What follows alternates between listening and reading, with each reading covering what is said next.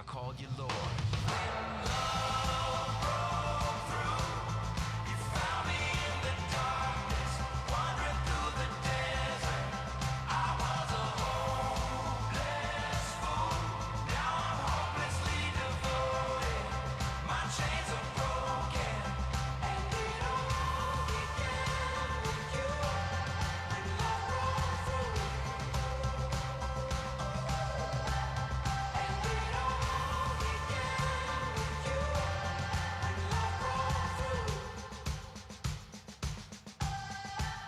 Yeah, it was late in the summer when a northeast breeze sang like a song through the oak trees. Pennsylvania, she kinda caught my soul, which had me a little more open to close.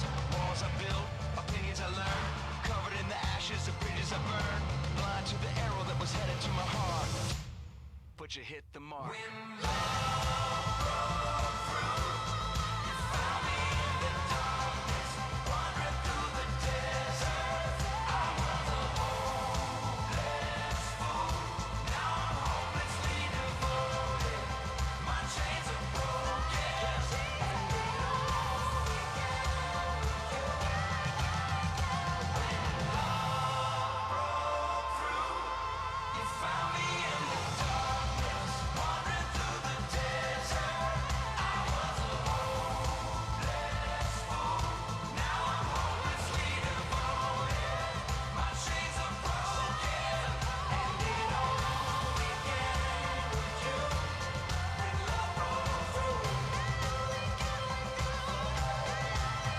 and it all began with you. When love broke through. I did all that I could to undo me, but you loved me enough to pursue me.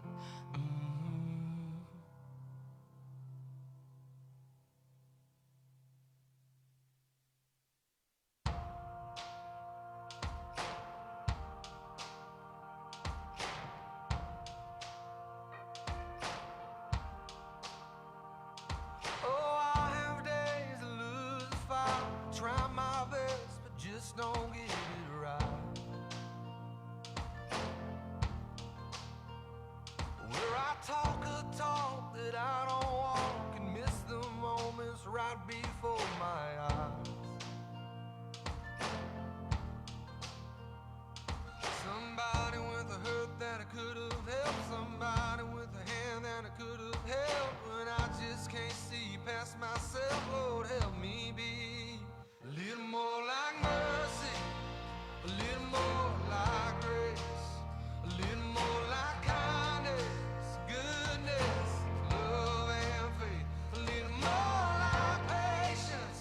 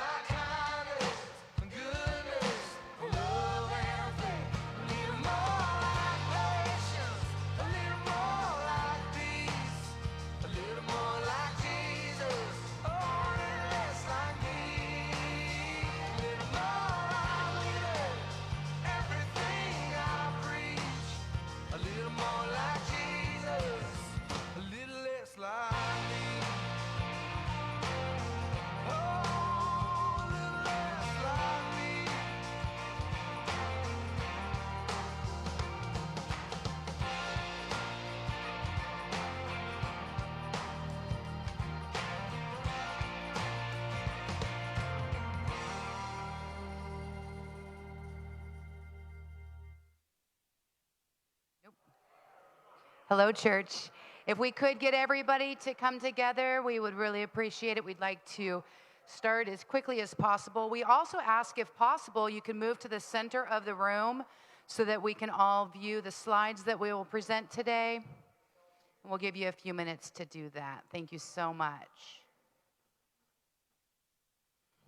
It might take Diana a little longer with those flowers that she's carrying, but since it's her birthday, we will be patient.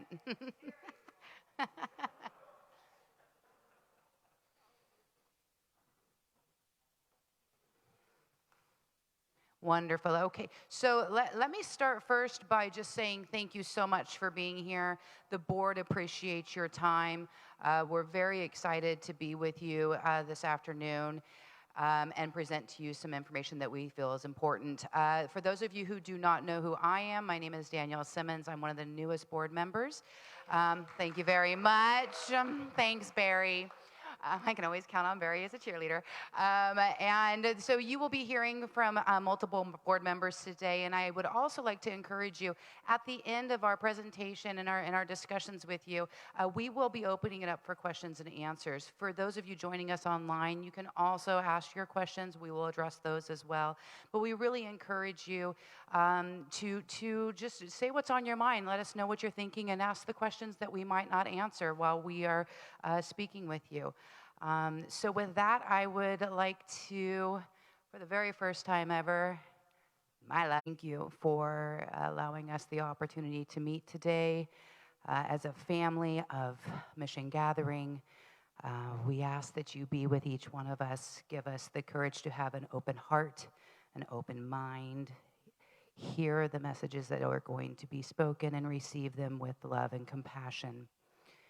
Please, I encourage you to be with us and remind us that we are all striving to act in your love and in your name, that we are all here for the same purpose, and that we may all lean into you with compassion. It is in your loving name we pray. Amen. Almost forgot. Please welcome, if you would, Board Member Phil. Thank you.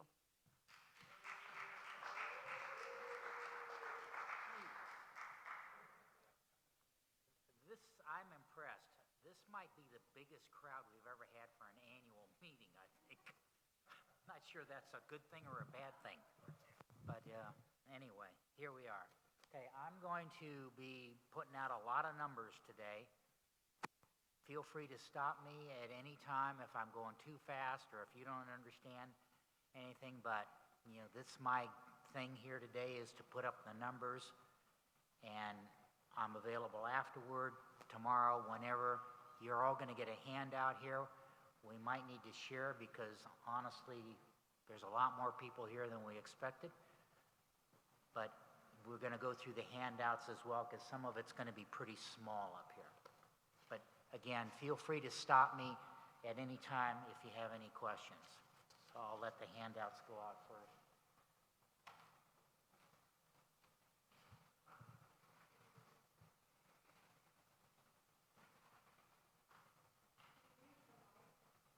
Use the mic.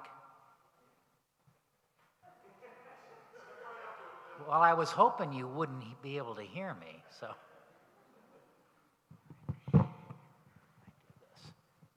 Okay. Everybody got one or got one to share? Okay. Who's running the slides? Don? Oh. Okay, this one, can everybody see that reasonably well? Okay. You've also got a handout. What this is this is 4.5 years of the sources and uses of cash from Mission Gathering. It's 2017 through July of 2021. And what the point of this slide is to show everybody the progression of Mission Gathering over the years.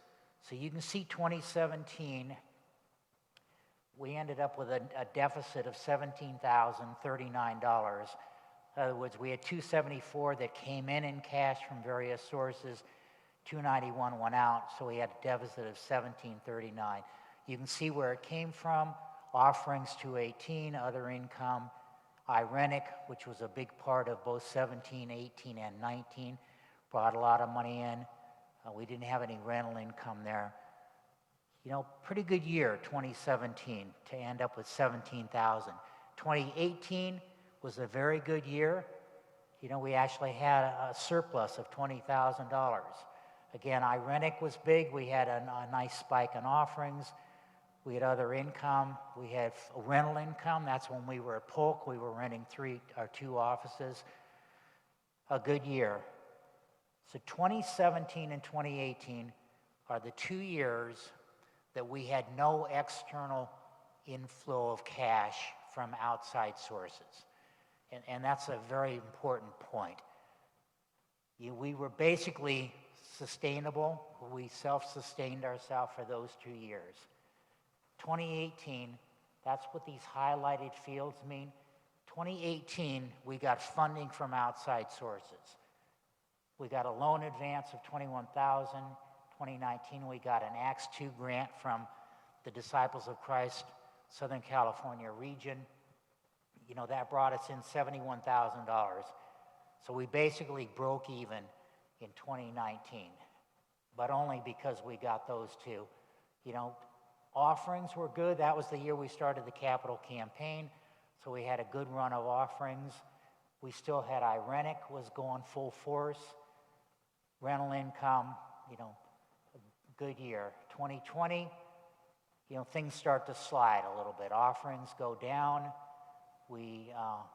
Irenic was gone. That's the year that we had to stop Irenic, so we had no Irenic income. But we got the first PPP loan, payroll protection loan, of $30,000, and we advanced some money from our loan at the Disciples of Christ Church Extension Fund. 247 came in, 255 went out, deficit of 8,000. But again, external sources, again, in this year. 2021, you can see offerings are down. This is 7 months. You can see offerings are down substantially, and our projected uses were 152. So, you know, so far, while that's great, $126,000, we're essentially in the black, but that's because of this. So if you take this away, we're actually in a deficit of about $50-some thousand. The point I'm trying to make here is that the model, and Rich can certainly attest to this, a model of a church being able to survive on member offerings and givings is no longer plausible or reasonable. And that's not just Mission Gathering. That's all churches across the country are all experiencing this kind of scenario where member offerings cannot carry the operating expenses of a church. Every church, I can't say everyone, but most churches, I would suspect, are having a drop-off in offerings, and they're having to rely on other ancillary kinds of income. They're renting their space, they have preschools, they have some other source of income, or they're pulling off of their endowments, which is essentially is what we are doing now. We're drawing off of this 185 in order for us to remain solvent. So, yeah, this is a picture of where we are. Is it unique to Mission Gathering? Absolutely not. Did it happen overnight? Absolutely not. Some of these one-time sources, you know, these PPP loans aren't going to happen again. You know, we're not going to be able to get a loan advance again. We're not going to get another grant. But, you know, we do have this, which I'll be talking about in a minute. Any questions on that? It's a lot of numbers, a lot of talking. Lee?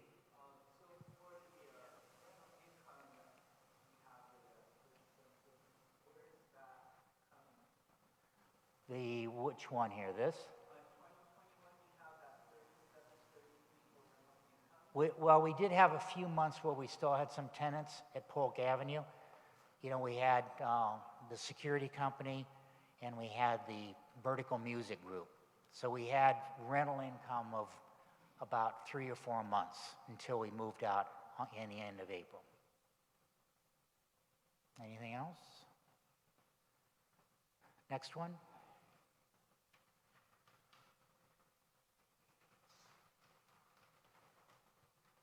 Can we skip forward one? Okay, this one's probably impossible for you to read up here, but you should all have a handout of that. This is just a lot more detail of the income and expenses from we are paying rent on this space here. And we didn't have, last year, we basically only paid the bare minimum facility-related costs, which is essentially utilities on the Polk Avenue building and one small mortgage payment, because we stopped paying the mortgage quite some time ago. So that's why this is up. The bulk of this is VASA and the amount of money we're spending to rent space to store the church stuff. Bill, can you go back to articulate a little bit more about the fact that we were not paying the mortgage? Like, how come? Why weren't we paying the mortgage? Because we didn't have the cash. Yeah, we stopped making mortgage payments 2019 or something.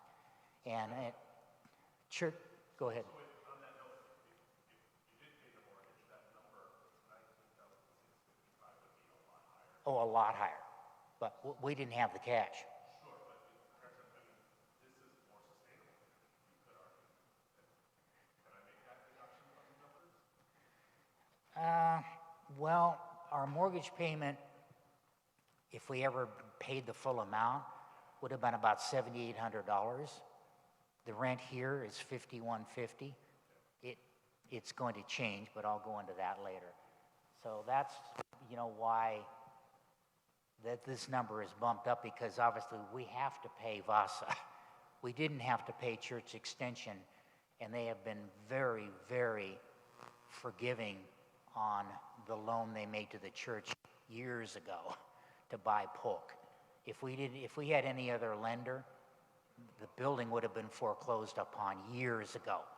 So Church Extension is an offshoot of Disciples of Christ, and they've given us great forgiveness. And also, if we did not have Church Extension, we never would have been able to sell Polk Avenue, because they were able to put together creative financing that allowed the buyer to come in and buy Polk Avenue. So we owe a huge debt of gratitude to Church Extension in Indianapolis. A lot of numbers on here. I'm not going to go over every one of them by any means, but if you have any questions, I can give you all the detail behind these. I think, a lot of them are somewhat self-explanatory. We did have some legal fees last year that had to do with the lawsuit we had against the city. I think you all know about that. That's one reason why that popped up somewhat. Lee? Yeah, I'm surprised to see that the telecommunications expense is high for a rental space. What's folded in telecommunications? Telecommunications, that was exclusively the Cox bill for internet at Polk Avenue. What is it here? We don't pay, it's included in our rent here. So that's no longer. Right. So, yeah, we don't, that would have been a holdover from telecommunications. Yeah, that would have been a holdover from Polk Avenue. Right now, we don't have any. That's because, was that building that you were still using the building? Obviously, it was our main hub even during COVID. So still internet. Right, we had to keep all that up. But now that we no longer have a Cox bill whatsoever. No. Any other questions on that? Okay.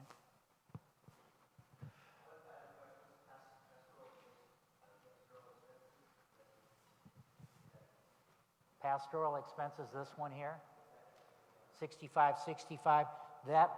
Those are expenses that had to do with, back in 2020, it would have been Brandon and Wendy to do congregational member visits, lunches, dinners, things of that nature. You know, there's also some travel expenses in there. You know, we covered some of Brandon's local travel expenses. That was an agreement we had with him.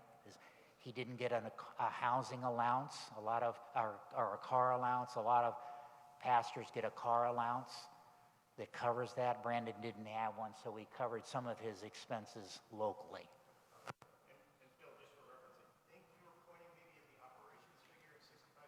I think pastoral expenses for last year were 5,000. Yeah, 5650.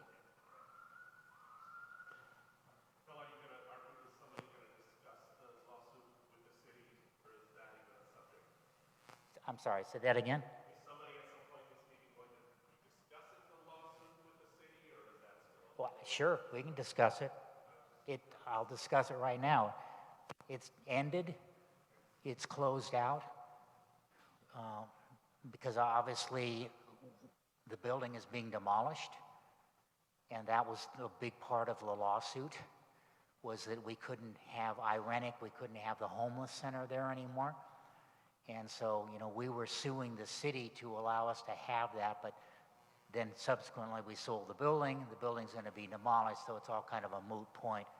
So all the lawsuit that we had against the city has been closed out, and all the code violations that we had from the city on Polk Avenue they've also all been eliminated because the building's slated for demolition. So as far as the city our issues with the city in both directions, we're done.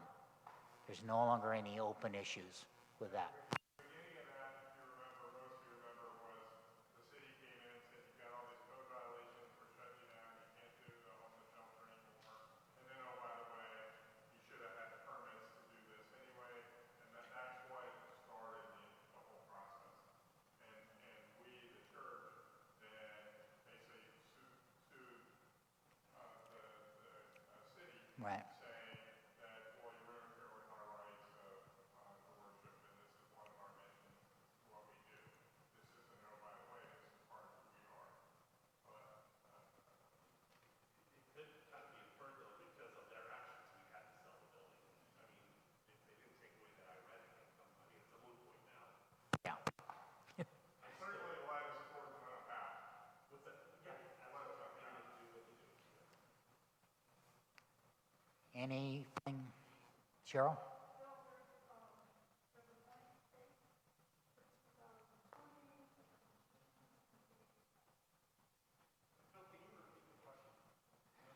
I believe you were asking about the 7,200 for musicians. 2020 because there's zero. What this 7,200 represents Well Collective, who is the group who was here today. They're the ones providing the music here. That's exclusively what that is.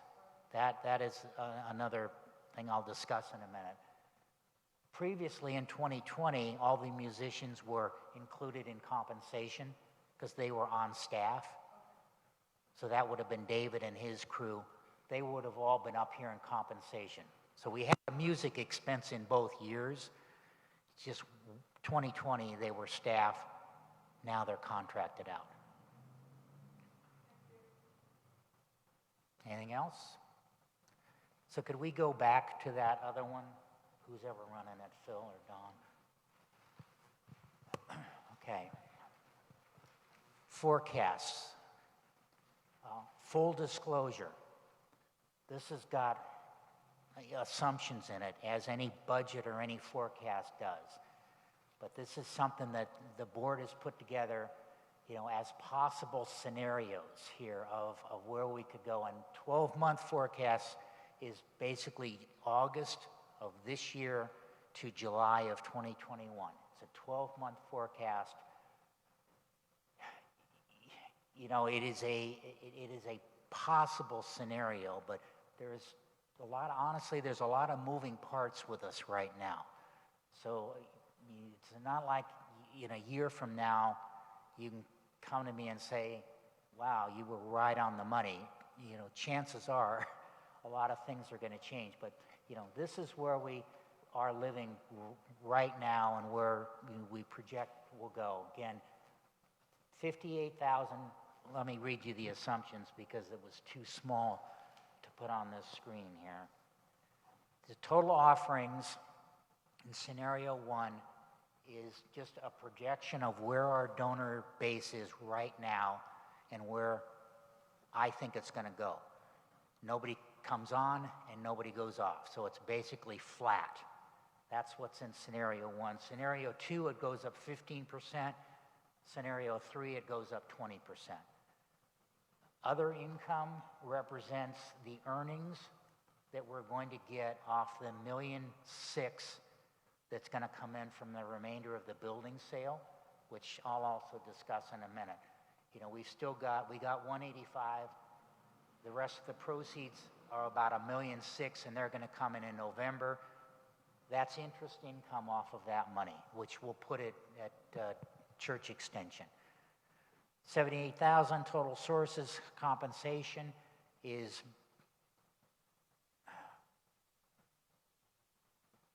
the staff that you see right now, which is essentially Rich and an administrator. No changes in that. Well, I take that back. There is a new pastor factored in there, you know, at a number that we agreed on. Whether or not that's actually what we'll pay, she or he, I have no idea. But that's what that number is. And you can see compensation is flat across the board. It's the same projection. It's, you know, Rich, and then a crossover to a new pastor in February of next year. Again, that's a big assumption. Facilities is basically this space and the storage of all of our gear at Big Box. No changes there. You know, it's unlikely in the next 12 months that we're going to move into a new building. So I just made the assumption that we're going to be here. It's not going to change.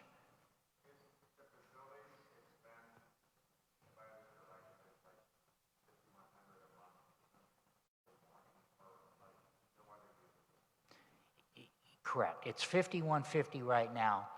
Now, Rich and I, a couple of weeks ago, met with the management of VASA and reduced that $5,150 down to $3,000 a month.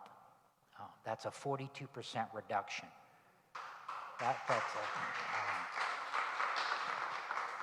And he will honor that through March of next year. So we got another 6-month lease. But that $3,000 is for basically 4.5 hours on Sundays. That's it.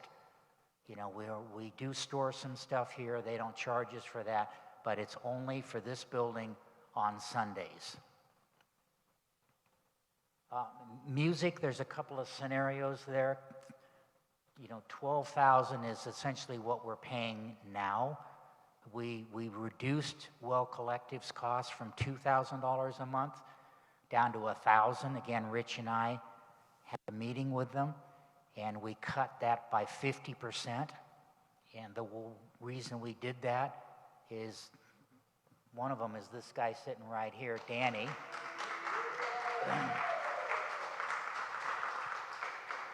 Because Well Collective had been here, as you're aware, every Sunday. And that cost us $500 every Sunday. So we've arranged a deal now with Well Collective where they will be here in person every other Sunday.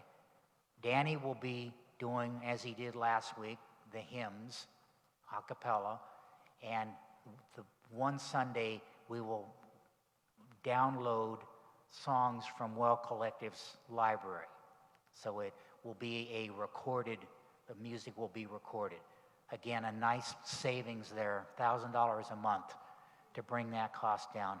And, you know, that's what we're doing. That's what your board is doing, is we're looking everywhere we can to bring down our bigger expenses. And we've taken down 2 of them substantially.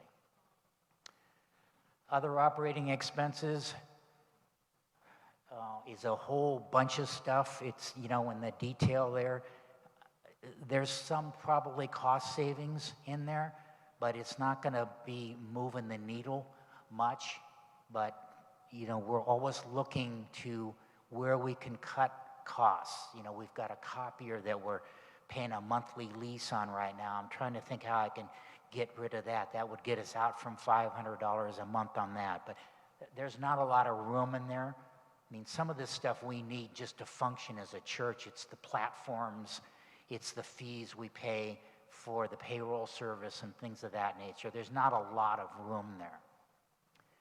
Anyway, to the bottom line, you know, in this scenario, we've got a deficit of $75,000, $59,000, $55,000. The point I want to make is that money is going to come out of the proceeds from the sale of the building, because that is the only source of cash that we have. So, full disclosure, the church is going to need to pull down on the proceeds from the sale of the building in order to remain solvent. There's no other way to do it. We would have to cut so far here that I'm not sure we could really function as a church if we tried to live within our donations. So again, that's all going to come out of the proceeds from the sale of the building. Again, is this unique to Mission Gathering? No way. I'll bet you every church our size or bigger in San Diego is having the same kind of issue. You know, they're just pulling it down for, as I said, from endowments or something like that.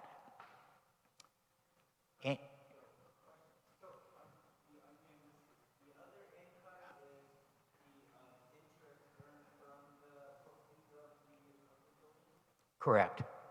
Yeah. The Lee's asking what the $20,000 is. In November, we're going to get about $1.7 million when the sale closes, the escrow closes on Polk Avenue. And most of that we will send to Church Extension and put it in a bank account with them, of which they'll pay 1.5%. So that's what that number is, 1.5% annually on $1,500,000. You know, maybe conservative, we could possibly get it higher, but that's investment income earnings, basically. Great questions, everyone. Appreciate the interaction. Okay, I think I got one more.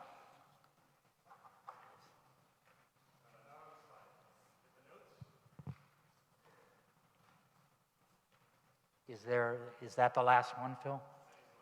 Okay. I just want to point out something here real quick. If we would have to pay a licensed CPA to do the job that he's doing, I don't know how much it costs, but I know it'd be above $50,000. So I just want to give a round of applause to Phil. Thank you.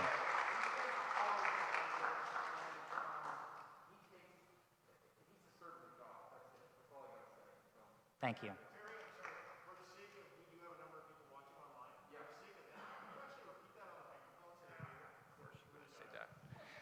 I just want to say that if we were to have a licensed CPA, which is what Phil is, by the way, it would be at least $50,000. And he does not charge us for this. He works countless hours on this. I know because I work with him. And he's a servant of God, that's it. And you're my brother, and thank you. Thank you. Appreciate it.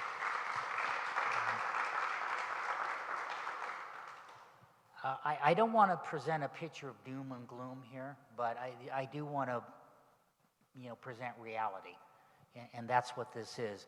Now, there is some of you may ask, well, what's the plan? And there is a plan. We've done some 3-year scenarios based on a lot of those assumptions I gave you before. You know, we're not going to turn Mission Gathering around on a dime. We didn't get to this place on a dime. We're not going to get out of it, you know, quickly either. I think realistically, we need to be looking at a 2 to 3 year plan of how we gradually get to solvency. So in that 2 to 3 year time frame, again, you know, we're going to draw down anywhere from $150,000 to $200,000 from the proceeds from the sale of the building. I mean, we have to, because we can't remain solvent. We're not going to get any more money, I don't think, from these outside sources. You know, who knows? Maybe I'm surprised. Sometimes Rich turns up miracles out there, and it's happened before. But we are going to probably be in this kind of situation here for from 2 to 3 years.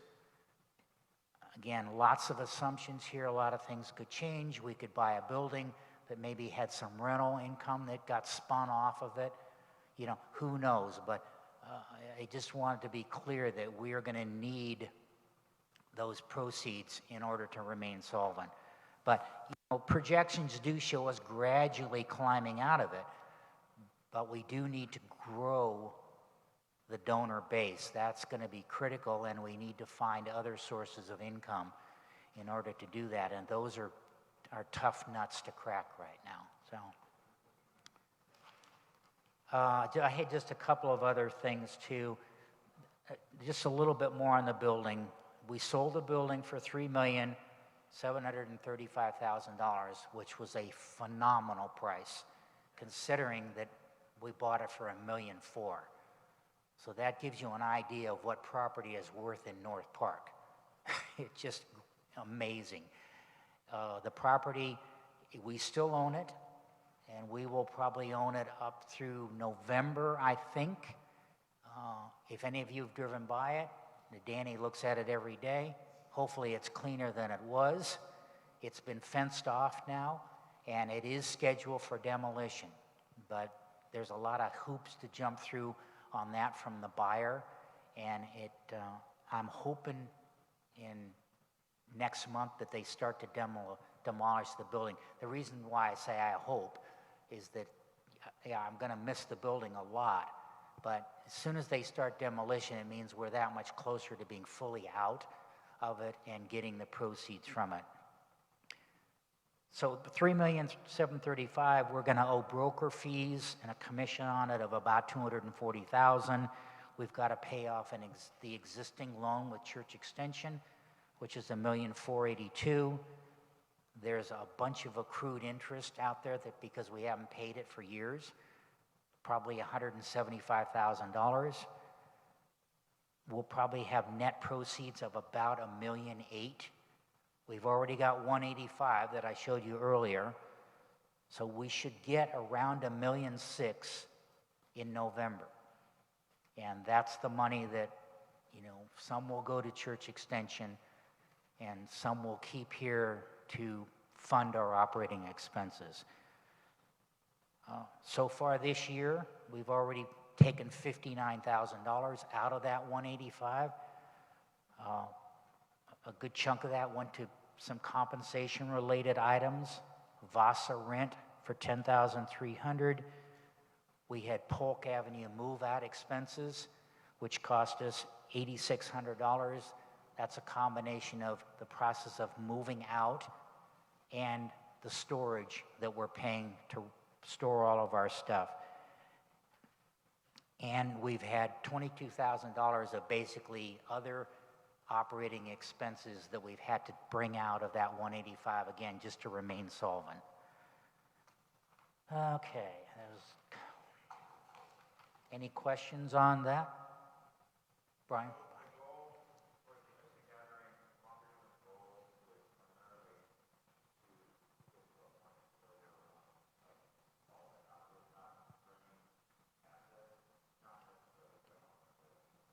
Yes. It's a lofty goal. Oh, Byron wanted to know, was the goal for Mission Gathering to get to a point where we're break even without having to pull down on proceeds from the sale? Yes.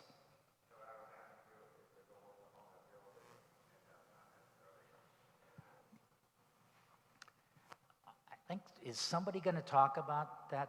Phil, you're going to talk about that, aren't you? Okay, I'm going to punt that one to Phil. Okay, I talked about the building, VASA, PPP loans. The last thing is that you're all aware we're in the middle of a pastoral search right now, and I've got a phenomenal team here, of which they're all here right now. Cheryl, Lee, Vanessa, Charlotte, she had to leave, and myself are on that team. We are finalizing a survey that hopefully will go out to you in a couple of weeks. It's 28 or 29 questions, and please complete that survey. It's going to be online. That's very important because it's going to give us an idea of what you're looking for, both mission gathering overall, as well as in a new pastor, what you love about mission gathering, what you would like to see improved, what you're ambivalent about. It's going to give us a real good snapshot of what the congregation is looking for. It's your chance to tell us what you want. So it's very important that you fill it out. Again, it's going out in a couple of weeks. That's the first step, is getting that back. Then we go on to another step where we have to fill out a lengthy congregational profile, which is a 7-page document that the region has provided. That's going to take us some time. But this pastoral search process, this is a 6, 9, 12-month process. This is not going to be a quick process. There's a lot of steps to jump through, and then, who knows who's out there in the pool. So expect this to go on for some time. That's it. Thank you.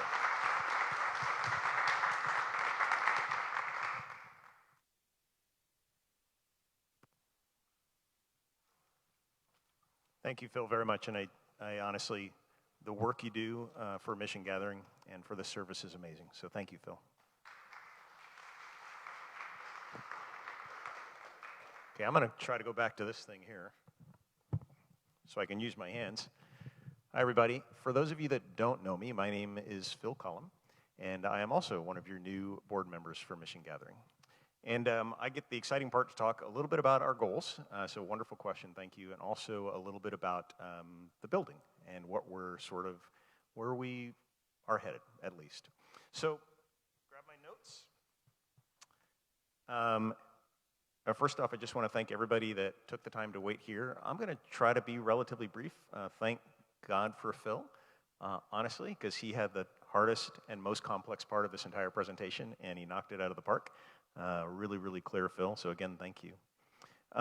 So just real briefly, my involvement in Mission Gathering has been for well over 10 years now. I came to Mission Gathering at first when it was back in that old coffee shop, Claire de Lune in North Park, that many of you remember, some not. I was brought there by my husband, then boyfriend, dating at the time, who had been at the church since it was at North Park Theater, actually before it was at Claire de Lune. So there's a little bit of history there. I was with us, as Rich said, as we walked the Table of Grace from Claire de Lune all the way down the street to 3090 Polk Avenue on a great day.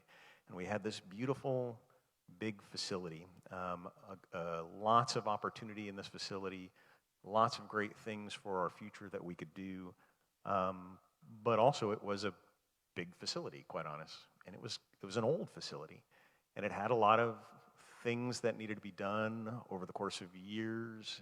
It took a lot of maintenance and a lot of involvement. And then around, March of 2020, we all got hit with the global pandemic. And as you saw through some of Phil's numbers, in terms of when we talk about financial sustainability, the revenues for a Mission Gathering, to which we pay the expensive to sustain, dropped significantly, which makes perfect sense. We're not having in-person gatherings. We're not having as many people present worshiping with us. And as the revenue dropped at the same time, as Phil talked about, some of the income sources that we had through the old building, mainly Irenic, dropped at the same time.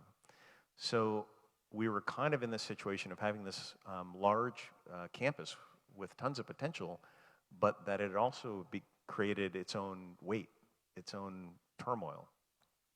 And as I think the numbers that Phil showed, it seems pretty clear it wasn't sustainable in the long run, not based on what we see today. Now, I wasn't on the board at the time of those really, really difficult decisions about the campus itself, but I know it in my heart. I feel it. I know it through talking to people. The heart-wrenching type of decision that was to release ourselves of the weight of 3090 Polk, to set us up for greater opportunity in the future, a little more freedom of movement and flexibility without that weight on us. And so I applaud the board for that's a tough decision, selling a building that we had acquired, that we had moved into, that really did mean great opportunities, but ended up as well meaning that there was great weight and great turmoil. That being said, I am abundantly confident as a new board member on the church, wasn't part of those decisions at the time, but just as a member, I knew in my heart that was the right decision to make for Mission Gathering's future. Because I believe in Mission Gathering. Mission Gathering, as Rich likes to say, isn't a place, it's not a building. You are Mission Gathering. We are all Mission Gathering. This is the church, seated right in front of me, watching online, even those members that couldn't be here today. And so I don't see selling the building, the physical manifestation of the church, as in any way a loss of Mission Gathering. Quite honestly, I see it as a new rebirth of Mission Gathering. I see this very space that we're in now as a new rebirth of Mission Gathering. A really great opportunity to renew, quite honestly, and rebuild where we are today. In fact, at one point on the board, we talked about that as sort of being the theme of where we are today, renewal and rebuilding. And that's what we're doing. So to talk just briefly about our goals, also I think it seems pretty clear, Phil talked about some of the complexities of the finances of a church today, and Mission Gathering's in no difference than many other churches and institutions. It's challenging. All of us have to be creative about, in order to continue this movement of grace and this mission of grace, we have to make sure that it is sustainable so that it can continue. And these days, we have to be creative about how that sustainability happens. Back when we had 3090 Polk, there was this idea called Irenic, the idea of bringing in youth and young people into the church itself, to expose them to the church, not to convert or anything like that, but just to let them know that they too are welcome and can participate in this place of God. With a new facility, wherever that may lie, whether it be here in this space that I'm standing in right now or some future space, we also need to be creative. We need to find a way of making sure that the space itself is helping to sustain the longevity of the movement of grace that is Mission Gathering. So I can't tell you much. So while a new building isn't necessarily an absolute goal, I personally feel that it is a valuable consideration in terms of that long-term sustainability. After all, you just saw the projections that Phil had up on the screen, and even without the building as we're existing today, we're still drawing down between $50,000 and $70,000 per year from the revenue that we did receive out of the building sale. I think I got that number about right. So we do have to find a way to increase revenue, and one potential way of doing that is through the use of a facility, whether it be a rental space like we had in the old facility, whether it be some sort of scholastic or educational institution, whether it be concerts, other things like that. So I do think that a new place, a new physical place that we can call our own for the long-term permanent sustainability of Mission Gathering does play a role as well with our own, again, sustainability. And so while it's not an absolute, it's potentially a very, very valuable part of it. Now, I can't tell you much yet about where that's going to be, what it might look like, what specifically we're looking for As again, a new board member of the church, we are just barely starting those discussions to figure out what does mission gathering need. And I would like to think that all of the church, all of us, would be part of that discussion so that we can move forward into the future together as one gathering. But as we move forward with that new facility, if we find one, if we are so blessed to find one that works for us and helps us maintain a sustainable future, is, after all, just part of the goals for the church, because there's many other goals. Obviously, financial sustainability is one. Growing the church in this time of renewal and rebirth in this post-pandemic era is another one. Finding a permanent long-term pastor is yet another one. But no matter what, always at our foundation is the number one goal for Mission Gathering, and that's service for God through grace and compassion. And that is the number one goal for Mission Gathering. So as I close, I just want to leave you with that additional thought. We are in a time of change, and I'm an eternal optimist. I always think that change means opportunity, quite honestly, and that's how I look at the future of Mission Gathering. We have tremendous opportunities before us today, thanks to the leadership of the board that existed before I was on it, for sure. Thanks to the decisions, the tough, challenging decisions they made, there's incredible opportunities. I also just wanted to real briefly touch on one of the slides that Phil had up talked about the expenses of the church, and one of those expenses were listed there was staff costs, payroll, basically. And right now, as Phil said, we have 2 staff members, administrative support, which is a small amount of that cost, and a pastor as well. But I think that cost for this year was around $80,000, if I remember right. I just want to let you know that ain't what we're paying Rich. I don't know if you want an amen or what, but yeah. The reality is that there's a combination, like I said, the combination of the 2 staff costs, and I just didn't want anybody to walk away with the impression that Rich is walking away with an $80,000 paycheck every single year. He wishes, but he's not. No, he doesn't even wish. But between the staff and then closing out prior staff contracts as well, some of that will deplete over time. What Rich gets paid is, I think, about $45,000 per year. So it's a very humble, especially when we're going to be leaning so much on our pastor for not just spiritual leadership, but leadership overall as well. So, and Phil, go ahead.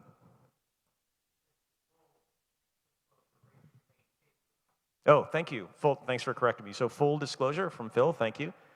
Rich's salary is $55 in total compensation costs.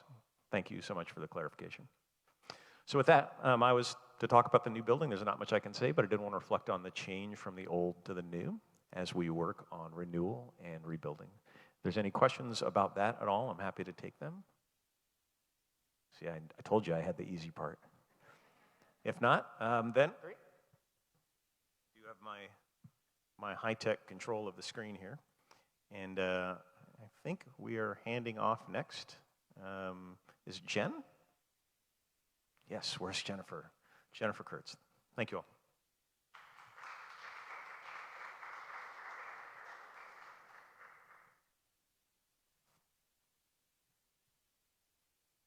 Yeah, that light is bright, isn't it? Okay. Can everybody hear me? Okay. Closer. Oh, thank you. Thanks. Okay, I am the third newest, the last newest one you'll be hearing from today, board member, and it's been a real privilege just in the past couple months or a few weeks to be part of this and see the culmination and in on the conversations. It gives me hope and encouragement, and looking at these faces, this is really cool. I also want, my kind of thing is, many of you know, I'm a therapist, marriage family counselor.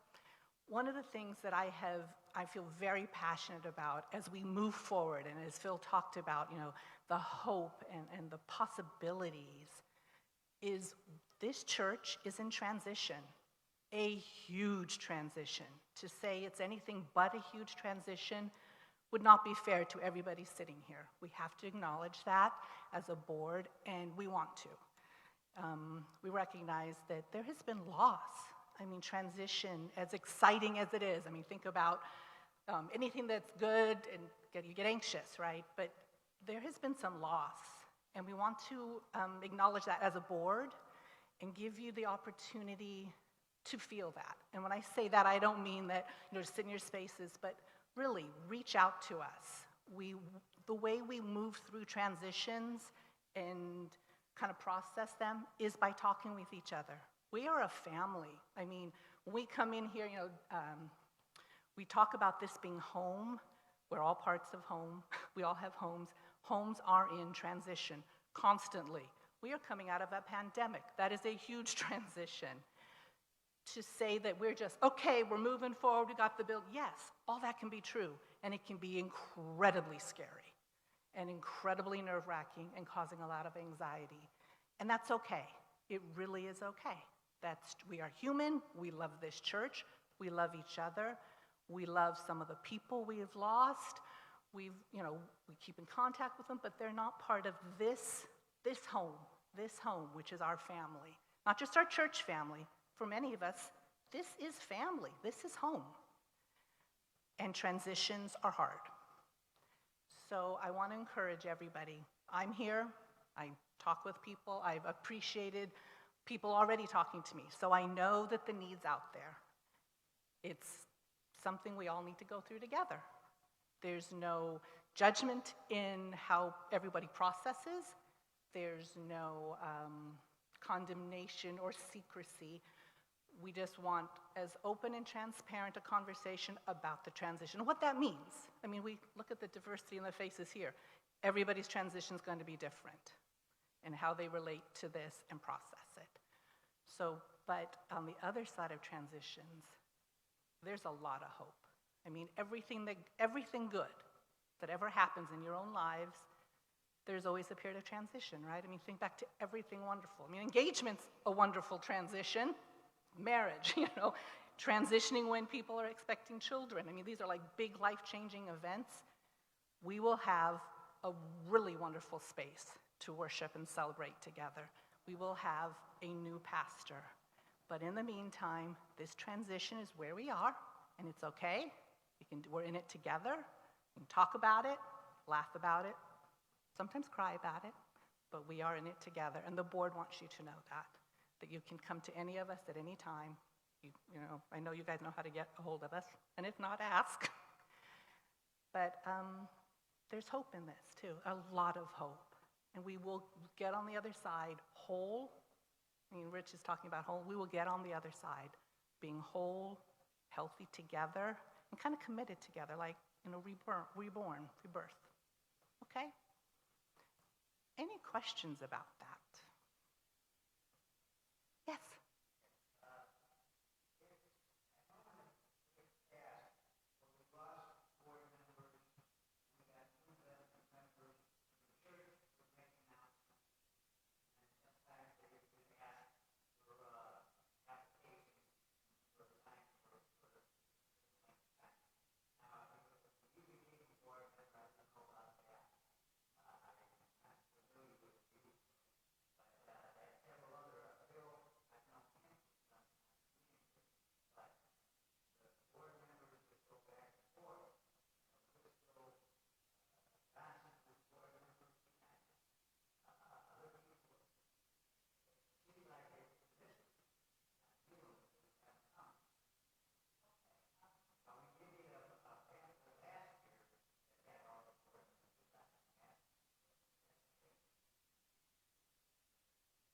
Okay, so the question and kind of statement and expression of concern is he's not familiar with me, and I'm assuming some of the other board members as well, knows Phil, because I've been here a while.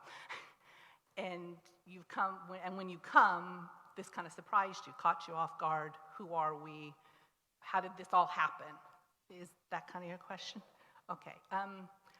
I feel, in all fairness, being the newest member, that I cannot answer that. I can tell you the process that I was asked, but maybe it would be something more for Terry to clarify how this kind of moved forward. But thank you for the question. Yeah. You're up. Boy, Into the fire. So basically in our bylaws, it says that when a board member leaves abruptly, that the board, in the middle of their term, that the board can replace them. We have the authority to do that. And basically that was what we did, because we were in the middle of a lot of crisis that was going on. And so we sought out members in our church that we felt that were, that could handle that responsibility. And I got to be honest with you, it's a lot of responsibility. There's a lot of emotions. There's a lot of nights that I've cried myself to sleep on things that I've had to deal with this last year. So I do apologize if this wasn't what you would think is being transparent. This was only for us to serve Mission Gathering better and seeking that out.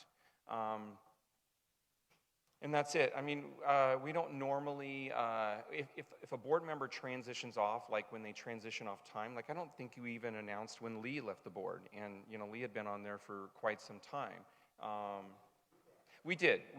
And these are things, and Phil Coleman and I have talked about, there's some protocols and procedures that we need to be putting back into place. And I agree with you. But understand that this is an extremely transitional time for us.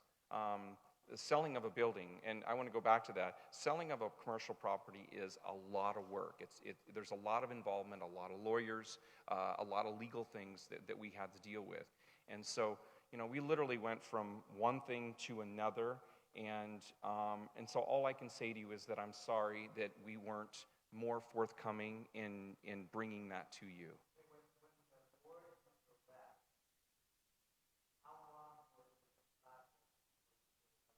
Oh, wow. I want to say that it was at least 6 to 8 weeks. I mean,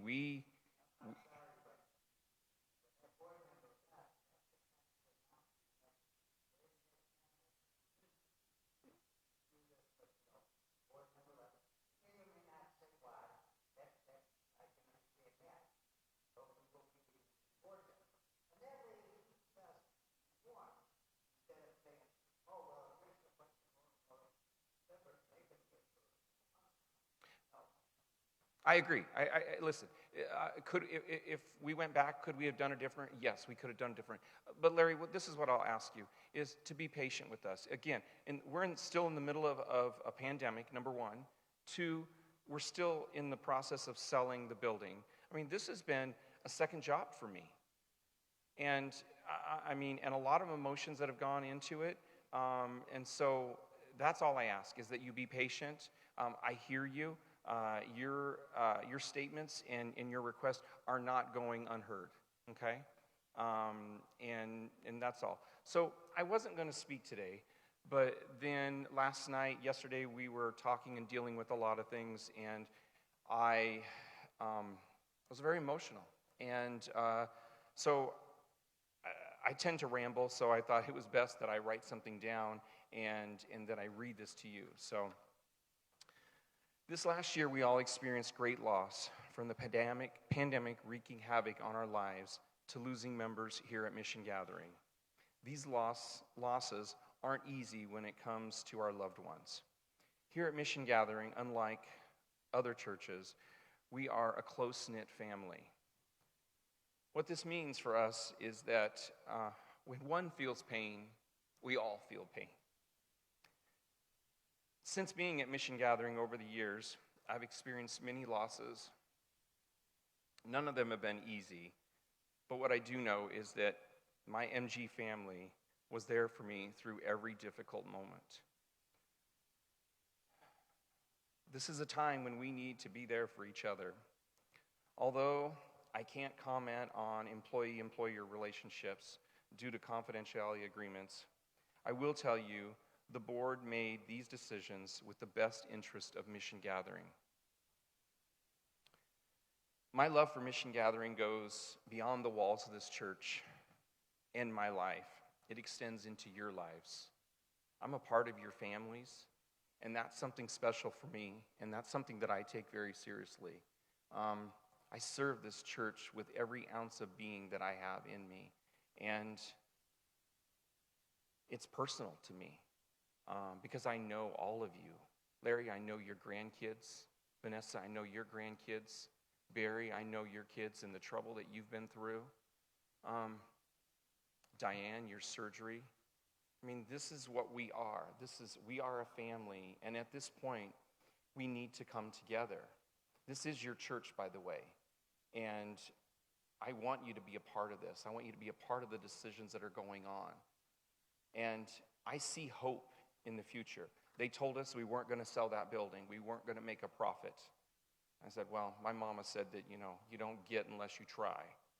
And we sold it. We made a profit. Now we've got a nest egg of 1.6 million that we're going to be able to move forward, and we're going to be able to continue the mission of grace. And that's what this church is about.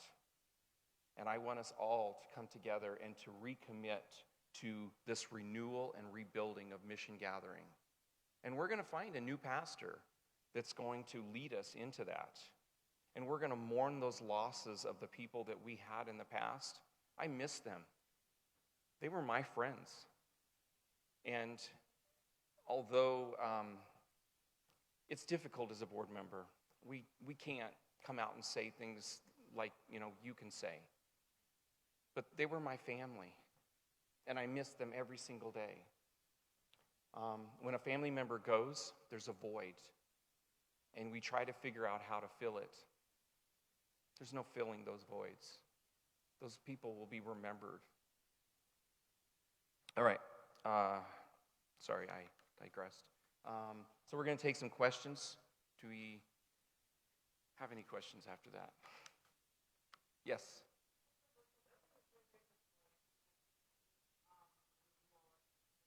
Yes.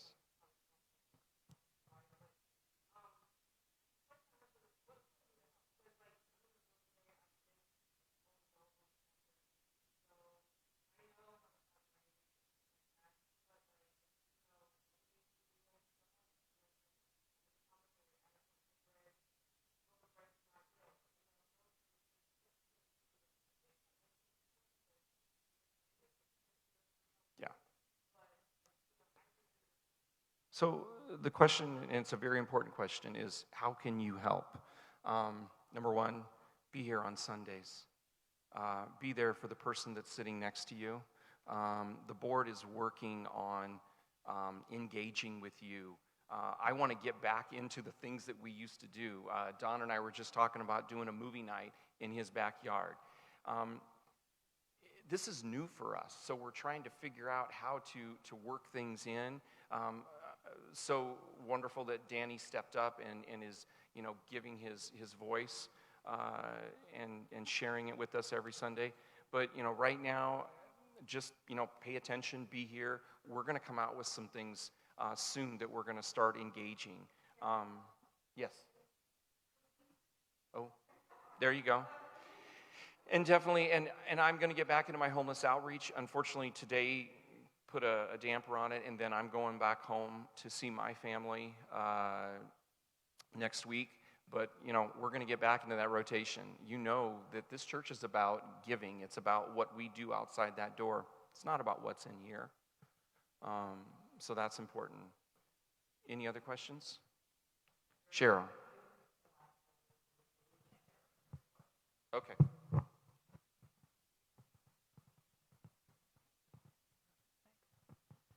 So I want to get back to Jennifer's theme of loss, and I just want to say that I think for this congregation has not been able to say goodbye. We weren't able to say goodbye to Brandon. We weren't able to say goodbye to Wendy. And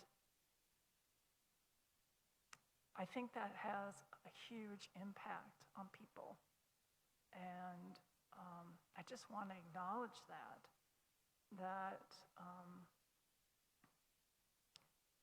their service and their love for us, and that for whatever reason we did not recognize them together. So, yeah. And that's important. Just because they're gone Doesn't mean we don't love them anymore. As you know, Wendy has moved on to being a pastor at her own church up north. If you don't know, Brandon's everywhere. So, I mean, he's doing his thing. But what I want you to do is I want you to remember those memories that we had with them. Because Sunday mornings before church, I was in Wendy's office, and we were always, talking. I miss those times. Brandon was this crazy kid that came up with these crazy ideas, and I miss that. But we move forward, and so I ask you, rather than mourning the loss of them and their presence, that you celebrate what they gave us, which is something very special. And they, Wendy, man, she was justice driven. I mean, that's a part of our church now. That wasn't a part of our church necessarily in the beginning, but now it's a major part. Brandon opened our eyes and blew up the box and took us, to online and everything. So, these are the things. This is the one thing I want to leave you with, and is that when I came to this church, I used to tell people I go to a church full of a bunch of smart people that come up with these great ideas, and I get to be involved. But in the reality of that, I was told later on, if you think it, run, do it. Of course, you can come to a board member and ask us to help you to facilitate it, but that's what this church is about you. It's not about us. The Holy Spirit is going to move within you and is going to do amazing things. So, think about the memories that we've created together, and let's move forward, and let's make our family stronger. My mother always said, learn from your mistakes. And there's been a lot of growth this last year. And I don't want to discount anybody's feelings or anybody's emotions, but I want to say that I've grown a lot this last year. And I'm excited. The future is it's amazing. So we're looking for a building. I'm more excited about that because, I want to be able to make us sustainable. That's what this is about. I don't want to have to think about a mortgage anymore. I want to think about what we're going to do outside that door. The programs that we do at Christmas time, reading for the parents that are in prison and give that gift to that child. I miss those things. But I can only do them with you. And so I ask you today to recommit to Mission Gathering and make this your home and make this your family. Thank you.